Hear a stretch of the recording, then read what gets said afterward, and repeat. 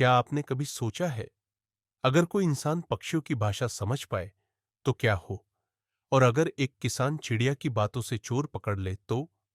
आइए सुनते हैं राजा विक्रमादित्य की सिंहासन बत्तीसी की एक अद्भुत कथा। बहुत समय पहले की बात है। उज्जैन नगरी में राजा विक्रमादित्य का शासन था। एक ऐसा राजा जो अपने न्याय, बुद्धि और पराक्रम के लिए पूरे भारत में प्रसिद्ध था।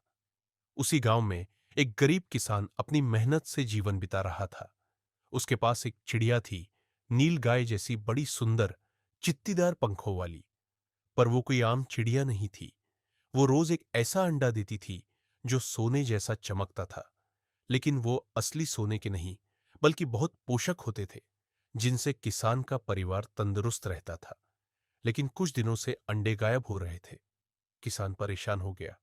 हर रोज चिड़िया की टहनी के नीचे बैठता, लेकिन कोई अंडा नहीं निकलता। और तभी उसने सबको चौंकाते हुए कहा, मुझे चिड़िया की बोली समझ में आती है और उसने मुझे बता दिया है कि चोर कौन है। गांव में हल्ला मच गया। राजा विक्रमादित्य के दरबार में यह बात पहुंची।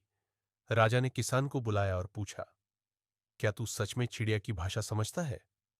किसान ने सिर झुकाकर कहा, हां महाराज, चिड़िया कह रही है कि अंडे चुराने वाला दरबार का कोई आदमी है।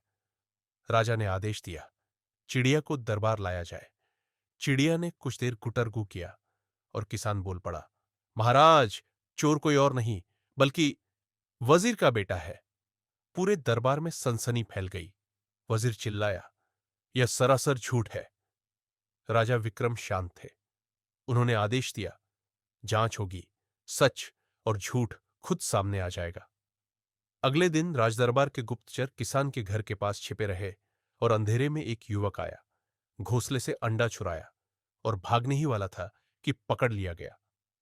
वो कोई और नहीं, वजीर का ही बेटा था। राजा ने वजीर के बेटे को सजा दी और किसान को 100 सोने की मोहरें इनाम में दी। सच्चाई चाहे जितनी छोटी जगह से आए, उसका मूल्य हमेशा बड़ा होता है। पक्षियों की भाषा नहीं, दिल की सच्चाई जरूरी है। और राजा वही जो अपने रिश्तेदारों को भी न्याय के तराजू पर बराबरी से तोले। अगर आपको ये कहानी पसंद आई हो तो वीडियो को लाइक करें, चैनल वीवीडीएच कहानियां को सब्सक्राइब करें, कमेंट में बताएं अगर आपको चिड़िया की भाषा समझ आती तो आप क्या करते। मिलते हैं अगली जादुई कहानी में। तब तक सत्य के पक्ष में रहें।